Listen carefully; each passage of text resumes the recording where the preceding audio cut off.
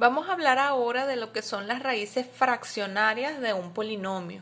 Cuando hablamos de raíces fraccionarias, es que esos valores que hacen cero el polinomio son una fracción y pueden ser fracciones positivas o fracciones negativas.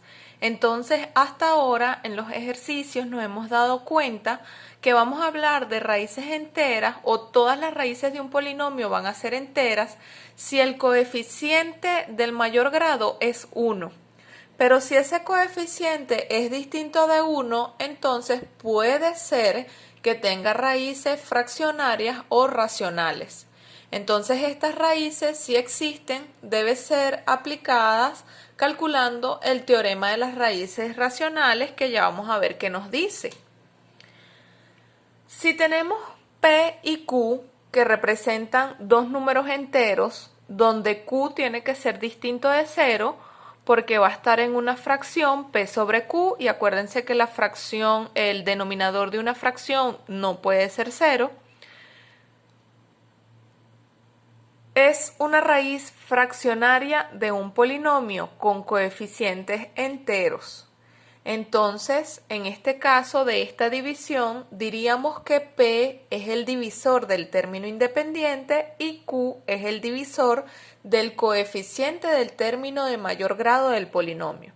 Ya vamos a ver a qué se refiere esto. Este teorema nos va a ayudar a nosotros a decir cuáles son esas posibles raíces con las que nosotros tenemos que comprobar o probar si nos da 0 el polinomio. Veamos el siguiente ejemplo. Estas son una serie de criterios que debemos adoptar, que ustedes perfectamente pueden leer, y si tienen alguna duda me escriben y las aclaramos, pero es importante que les presten atención, por eso se las coloqué allí.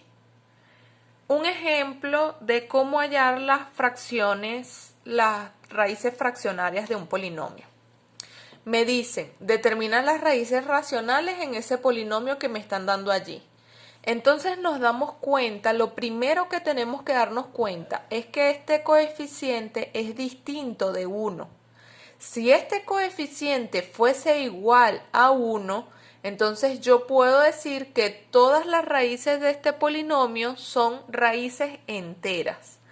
Pero como este coeficiente es distinto de 1, entonces este polinomio puede ser que tenga raíces racionales o raíces fraccionarias, que quiere decir que algunas de las raíces pueden ser fracción. Entonces me dicen que en este caso yo me tengo que fijar lo siguiente en dos cosas. ¿Cuáles son los divisores del término independiente? Que en este caso mi término independiente es 9, y yo digo entonces que los divisores son 1, 3 y 9, positivos y negativos. Pero también tengo que decir cuáles son los divisores del coeficiente de mayor grado. El coeficiente de mayor grado en este caso es 2, entonces sus divisores son 1 y 2. El mayor grado, acuérdense que se van a guiar por el mayor exponente que tengan. Una vez que yo tengo determinadas esas dos cosas, las posibles raíces racionales son la combinación de cocientes entre estos números y estos números. Entonces, ¿qué tengo que hacer? Ir dividiendo cada uno de los divisores del término independiente por cada uno de los de mayor grado. Entonces, 1 entre 1 me da 1. 1 entre 2 me da un medio. 3 entre 1 me da 3. 3 entre 2 me da 3 medios. 9 entre 1 me da 9. Y 9 entre 2 me da 9 medios. Y estos resultados que yo obtengo aquí de esa división son los números con los que voy a trabajar para ver si son posibles raíces. Ya estos no los tomo tanto en cuenta, sino que tomo en cuenta es el resultado de mis divisiones. Luego de hacer eso, entonces nos vamos a la regla de Ruffini. Y fíjense que aquí se las coloco de esta forma porque ahorramos mucho más tiempo si utilizamos esto. Lo primero es seguir colocando los coeficientes de mi polinomio de primero. Trazo esta línea y aquí voy a ir probando con las posibles raíces, que fue lo último que hice en la lámina anterior, a ver que mi resultado aquí sea 0.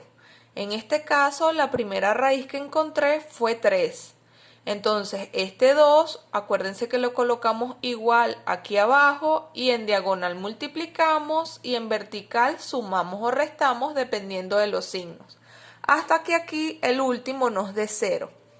¿Qué les puede pasar? Que obviamente el primer número con el que intenten no sea 3, sino que ustedes intentaron con 1 al principio. Bueno, va a llegar un momento por aquí que se van a dar cuenta de que ya eso aquí no les va a dar 0 y que tienen que hacer borrar toda esta línea y seguir intentando con otro. Eso es lo que llamamos ensayo y error, ¿ok? ¿Qué vamos a hacer? Con estos mismos resultados que obtuvimos aquí, seguimos intentando con otro número, ¿sí?